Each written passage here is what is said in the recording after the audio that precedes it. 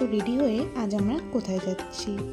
আমার বড়দি, তারপর এখানে একটা জিজু, দিদি, তারপর আমার এদিকে ভাগ্নিকে দেখো খেলছে। আর কি বলবো, এদের একটা বোনু, সবাই মিলে আজ আমরা চলে যাচ্ছি এক্সপো মেলা। তো অনেকদিন পরই সবাই একসাথে হয়েছে। আর যখন শুনেছি ইসলামপুরে মেলা এসেছে, তো আমাদের তো কম না আমরা, তাই আমরা সবাই মিলে দেখো বেরিয়ে পড়লাম ইসলামপুর এক্সপো মেলার জন্য। আমার বাড়ির থেকে মেলাটা খুব একটা দূর না। গাড়িতে ওঠার পরই আমার এক পিসিটাকে দেখো যে গাড়িতে এসির মতো থাকতে পারে না, মুখে আঁচল দিয়ে রেখেছে। দেখতে দেখতে দেখো আমরা ইসলামপুর মেলাতেও চলে এসেছি। ভেবেছিলাম যে খুব একটা ভিড় হবে না বৃষ্টির মধ্যে, তাই আমরাও রেডি হয়ে বেরিয়ে পড়লাম।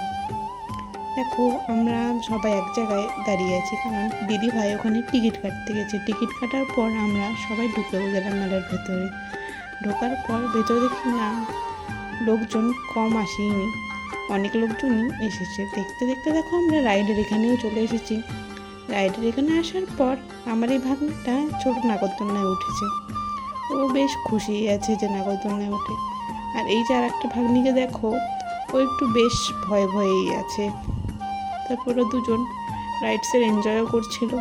আর এইদিকে দেখো আমার ভাই ওরাও চলে এসেছে। এখানে আমার প্রায় সবগুলো ভাই এসেছে। আসার পর যেমনি দেখেছে যে আমি ভিডিও করছি, ওইদিকে ওদের কি না কি বলছে, আমি ঠিক মনে করছে না যে কি বলছে। এখানে এই ভাইটাকে দেখো যে আমার কাছ থেকে ফোনটা কেড়ে যে বলছিল লাইক শেয়ার কমেন্ট এগুলাই করতে। তারপর আমার এই দুই ভাগ্নি মিলে উঠে গেল এই রেলগাড়িতে। তারপর আমরাও এবার যাচ্ছি নাগরদোলনায়। তো দেখা হচ্ছে পরের পার্টে।